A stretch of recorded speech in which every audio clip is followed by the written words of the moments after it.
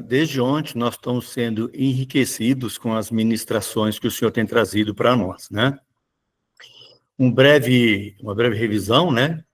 Nós vimos que era necessário orar para que venha o reino dos céus, o Carlos falou sobre isso, né? Nós vimos também que o reino de Deus já está entre nós, o Dil falou sobre isso, né? Vimos Deus utilizando os anônimos, né? A Lucila falou conosco ontem sobre isso, e foi muito gratificante, e até o jumentinho que levou Jesus, né? Também faz parte desse plano de Deus. Hoje nós ouvimos da importância de ter um bom andaime para a construção dessa casa celestial, e vimos também a importância de nós perdoarmos uns aos outros, né? E se perdão, né, não é um número finito de 7, que é o número da perfeição, mas conforme nós vimos, 490 vezes por pessoa, né? Então, o Maurício nos chamou a atenção para isso, né? E depois que o Maurício saiu da sala, nós ficamos conversando, alguns irmãos, nós ficamos discutindo também, né, e sendo edificado, que o perdão, muitas vezes, ele deixa em nós cicatrizes, sabe? E cicatrizes assim que, muitas vezes, demoram, né? Aquela ferida demora para fechar e virar uma cicatriz, mas acaba ocorrendo a restauração completa, né? Hoje nós vamos falar um pouquinho, né, de João capítulo 15, os irmãos que quiserem acompanhar aí, versículos do 1 ao 8. Então, lá em João 15, versículos de 1 ao 8, disse Jesus assim: Eu sou a videira verdadeira, o meu pai é o lavrador.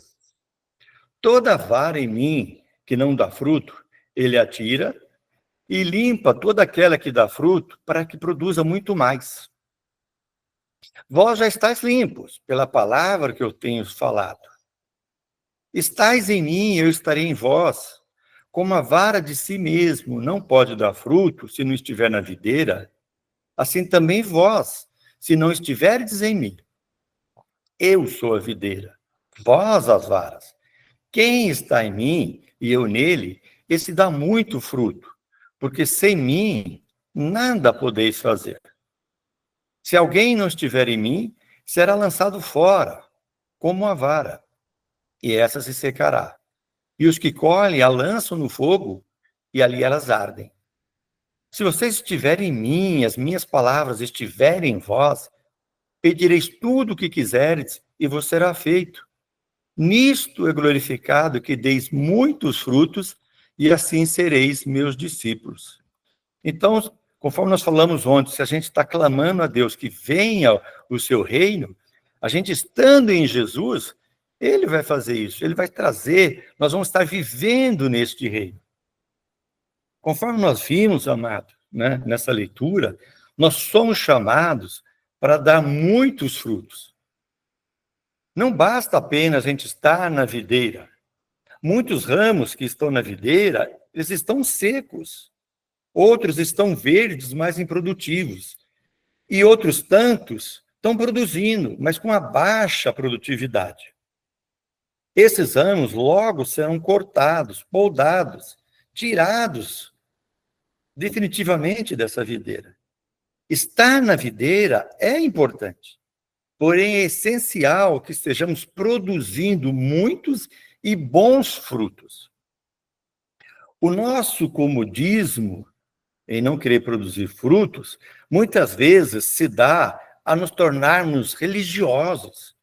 Devido a muitos anos, entre aspas, né, em Cristo, nós nos tornamos muitas vezes cascudo e até seguimos muitas vezes liturgias no meio qual nós estamos inseridos. Assim, nós acabamos nos fechando num outro reino, num reino de casulo, achando que basta estar em Cristo, já é o suficiente. Eu já sou cristão, já é o suficiente. Se eu tentar sair desse casulo onde que eu vivo, é perigoso para a minha fé. Eu estou bem aqui, ó, eu tô em Cristo, a minha casa está em Cristo, não precisa mais ninguém, tá bom, estou fechado aqui dentro. Se eu tentar ir para fora, se eu tentar sair, se eu tentar produzir, é perigoso. Amados, Os fariseus também, eles tinham a sua liturgia diária, e muitas vezes era até uma liturgia sacra. Eles eram muito religiosos, eles eram cascudos com as coisas de Deus, e estavam esperando, dentro do casulo terreno, a chegada do reino celestial. Porém, eles não enxergaram que o reino de Deus já estava no meio deles. Assim também, muitas vezes, nós somos assim hoje. Nós já estamos vivendo no reino, o reino de Deus já está no meio de nós, conforme nós já vimos, né?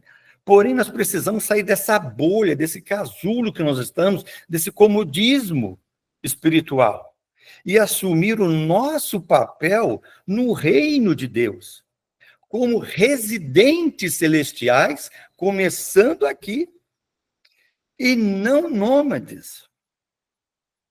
Os residentes, aqueles que moram, eles produzem frutos. Já os nômades, eles passam, colhem, comem e sem produzir nada. E acaba, com o tempo, tendo uma breve passagem pelo reino de Deus, muito breve, para nunca mais retornar. Se nós já estamos no reino, o reino de Deus já está entre nós, nós temos que verdadeiramente viver para este reino, produzir para este reino, né? Nós somos celestiais, nós não somos nômades. Nós estamos de passagem no reino do mundo, mas no reino de Deus nós já somos moradores eternos.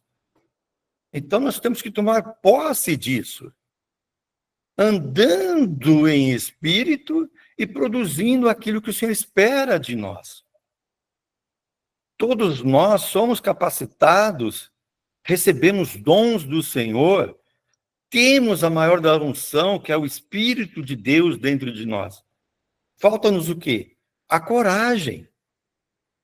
Falta-nos ser fortes, corajosos e sair para ganhar almas, para produzir aquilo que o Senhor espera de nós.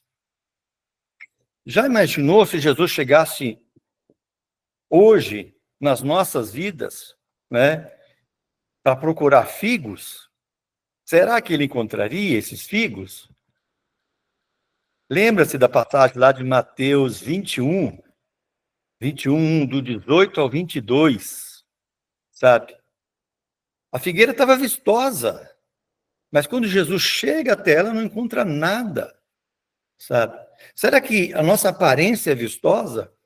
A gente se veste como cristão, se comporta como cristão, anda como cristão, fala como cristão, mas não está produzindo nada? Pensemos nisso. Vamos viver o reino. Amém? Amém, Carlos. Nós precisamos ser provocados, né, para entender esse reino tão poderoso, tão majestoso, mas que às vezes nós, né, eu me coloco, eu acho que eu não represento o reino de Deus como eu vejo e entendo, mas não consigo na prática, né? Então nós estamos refletir, pedir a misericórdia mesmo, né, de Deus para sermos transformados mais e mais e poder produzir essa fala que você falou da ser uma figueira vistosa, né? Não adianta nada, né? É que nem sepulcro caiado, né? Por fora bonitinho, mas por dentro não tem nada, né? Só podridão. Então que Deus nos revele, nos mostre, né? Que a gente seja muito ciente, consciente das nossas fraquezas, debilidades, e sermos transformados, né? Ser realmente mudados, em nome de Jesus. Amados, ó, o Carlos deixou um tempo bom para a gente conversar, falar, pode, né? É um momento de reflexão, a gente tem que, né, escarafunchar as nossas feridas, né? A nossa podridão aí. Em nome de Jesus. Precisamos entender que somos pecadores, somos maus, né? E talvez a igreja não esteja vivendo bem por nossa causa, né? Quer dizer, nós estamos muito acomodado, vistoso, mas não estamos produzindo. Né? Deus tenha misericórdia de nós. Fica aberta a palavra para quem quiser.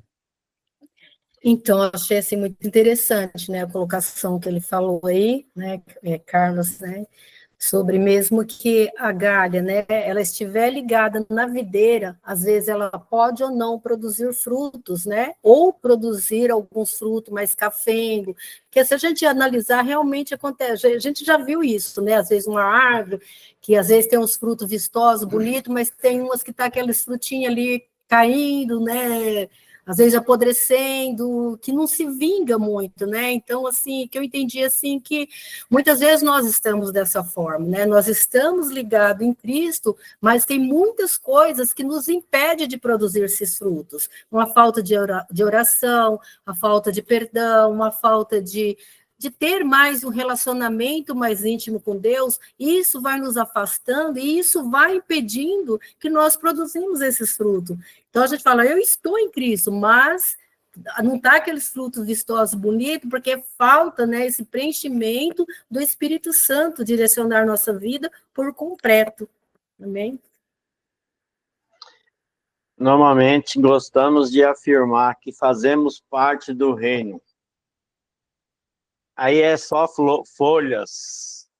E Deus está querendo ver fruto disso. Falar que faz parte é uma coisa. Mostrar isso, o Sermão do Monte é muito claro. Portanto, é possível identificar a pessoa por seus frutos. Não pelo que você fala. É pelos frutos que você está produzindo. Maravilhosa palavra. Gostoso poder refletir sobre isso, sabe? Muitas vezes a gente tem medo desse tipo de coisa, porque gostamos de afirmar. Eu estou dando fruto, mas eu estou fazendo. Mas não é o meu irmão, não é a comunidade que eu participo que vai atestar isso. É o Espírito Santo.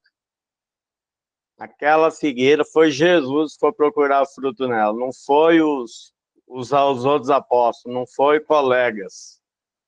É Deus que está buscando fruto, irmãos. Então, se veio essa palavra para nós, é Ele que está te cobrando, não é o Carlos Barbosa, não. Isso é coisa do Espírito Santo. Ele está caçando fruto em sua vida.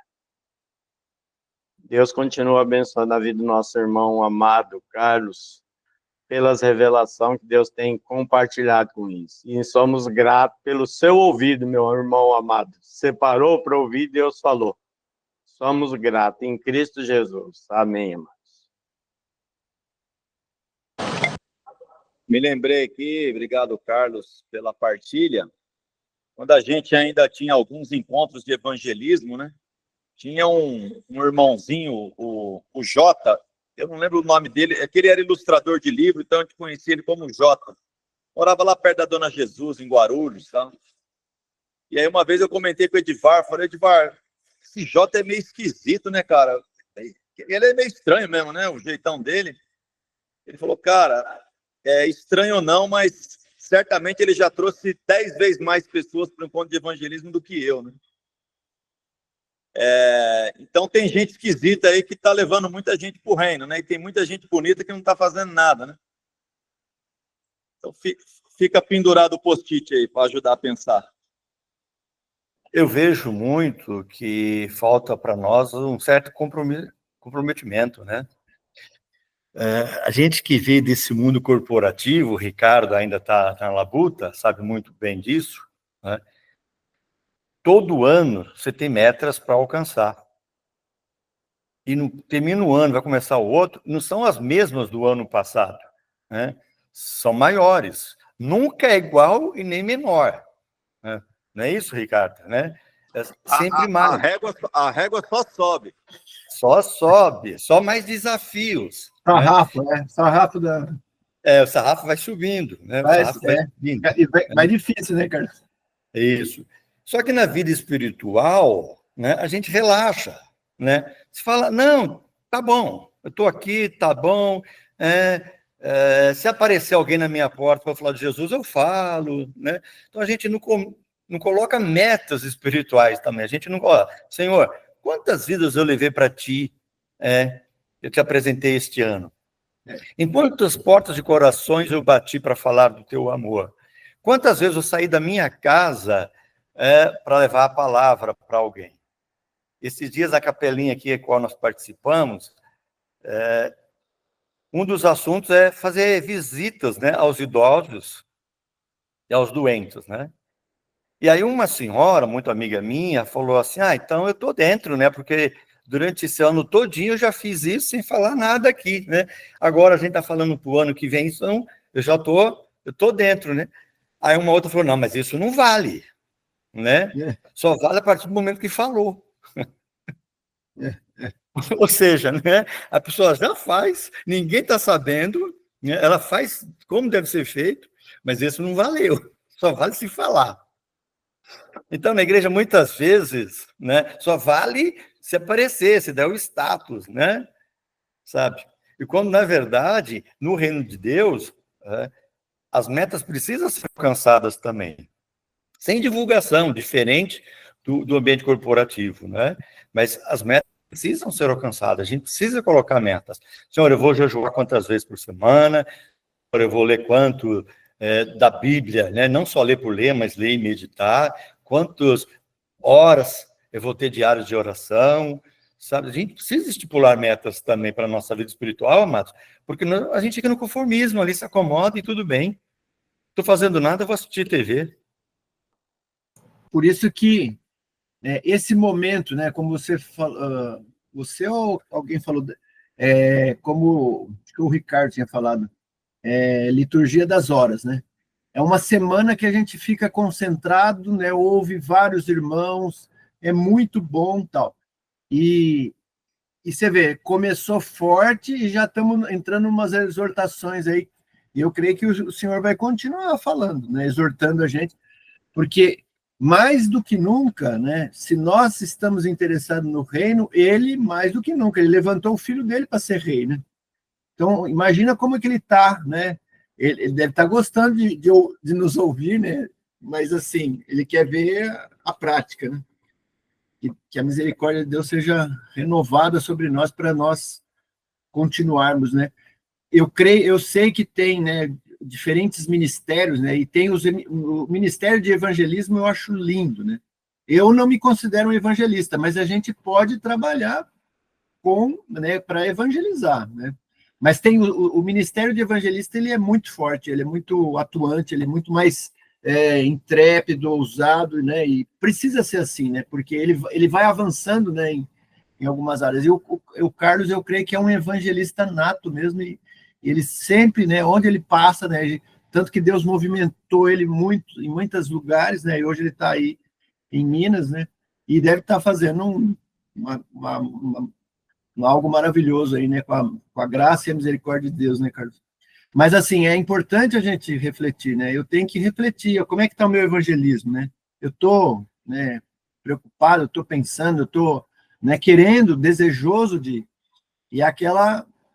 Eu não lembro onde fica a passagem, né? Acho que é Velho Testamento. Dá-me alma, senão morrerei, né? Então, a gente precisa lutar, né, pelas almas. E o mundo está tão difícil, né? Mas as estratégias de Deus são muito maiores do que toda estratégia do inimigo ou coisa parecida. E como, né, na esteira da exortação que o Carlos trouxe, né, a gente sabe que tem aquela exortação na palavra dizendo que no final dos tempos muitos vão apostatar, né? Então, qual, né, a minha ação, né, nós juntos, né, lutando juntos, não podemos, vamos lutar contra toda e qualquer apostasia. E essa palavra, eu creio que ela vem, né, nos refletir um pouco nisso. Eu sou um apóstata? Eu acho que não, mas assim, será que eu não estou caminhando sutilmente para uma apostasia, né? Aquele comodismo, tal.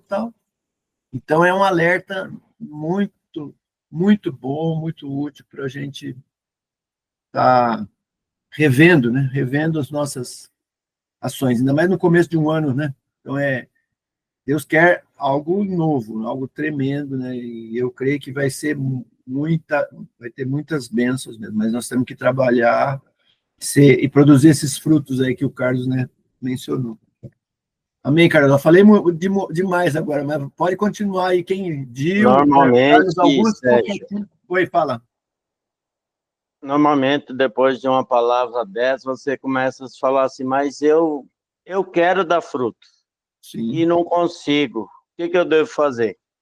A palavra que o Senhor usou, Carlos, para nos trazer, fala no versículo 3, vocês já foram limpos. É já, né? Talvez. É. Vocês já foram limpos pela mensagem que eles têm dado. E por que eu não consigo produzir? De que maneira está tratando essa mensagem que você está recebendo? Às vezes Deus, o Espírito Santo está nos limpando, chega esse tipo de palavra, sabe? Você guarda na gaveta. Não, irmãos. Pratica a mensagem que você está ouvindo. É. E aí o fruto vai surgir. Eu vou linkar agora, você me lembrou a palavra da Elaine, onde falando de remir o tempo, né? Porque tem a ver com remir o tempo. Então, as distrações do mundo, as distrações em volta da nossa família, né? Coisas, às vezes, que nós precisamos fazer, mas essas distrações, às vezes, nos atrapalham para ter as metas e o foco naquilo que é o mais importante, né? A vida eterna, se nós queremos o reino eterno, nós precisamos lutar e batalhar para ele aqui, né? E tem muita gente se perdendo, né? Infelizmente, é muito, muito sério. Então, misericórdia. Carlos, fala um pouquinho, Carlos Augusto. Outro Carlos, o Barbosa. Deixa o Carlos Augusto falar, que ele está quietinho, ele deve ter... Ele solta umas pérolas de vez em quando aí que, meu Senhor amado, é uma benção. Não, só uma coisa assim interessante dessa questão de produção, né, do fruto, que não é nosso, né? É ele que nos limpa e é ele que produz o fruto através da nossa vida, né? Então, assim, às vezes a gente acha que é nós que produzimos o fruto, mas não somos nós, né? Quem produz o fruto é o próprio Senhor Jesus através da nossa vida, né? É o Espírito Santo em nós que produz fruto, né? Então, ele nos limpa, o Espírito Santo, e é ele que nos usa para a produção de fruto, né? Exatamente, Carlos. Até porque a nossa função, né, dentro desse papel é o que está lá em Marcos 16:15. Ide por todo o mundo e pregar o evangelho. Então, é disposição, é ir, é deslocar, é deixar-se levar. Quem vai fazer a obra não é nós, é o Espírito Santo, sabe? E aí, Sérgio, aqui que você falou, aquela expressão é de Raquel, né? Quando ela ora, né? Dai-me filhos se não morro, ou seja, me dá filhos na fé, Senhor. Eu preciso produzir, eu preciso germinar, né? E é sobre isso também que, Carlos, que o Senhor tratou comigo aquela palavra para sábado, né? Produzir frutos. Amém, queridos, amém. Realmente é um banquete muito forte, poderoso, e que o Espírito Santo ajude-nos a digerir bem esse alimento para produzir tudo que ele deseja de nós, né? De nós individualmente, de nós coletivamente, de nós como famílias, né? Eu creio que as famílias são bênçãos de Deus para muitos, né? Então, Deus continue nos usando.